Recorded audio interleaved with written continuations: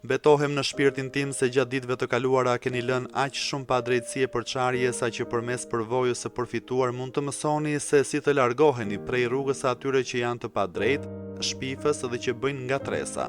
Prandaj kërkoni ndihmën e Allahut, nënshtrojuni atij dhe atyre që janë të denjë për nënshtrim.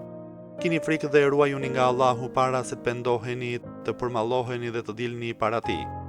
Betohem në Allahun se drejtimi i lëvizjes i çdo populli mëkatar ka qenë dënimi i Allahut dhe se asnjë popull që e ka pëlqyer këtë botë në botën e ardhshme nuk ka përfunduar ndryshe veç se me fatkeqësi. Njohja dhe nënshtrimi ndaj Allahut janë të pandashme.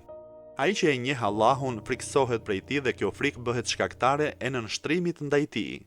Me të vërtetë zotëruesit e diturisë dhe ata që i pasojnë këta e kanë njohur Allahun, veprojnë për të dhe i luten vetëm atij.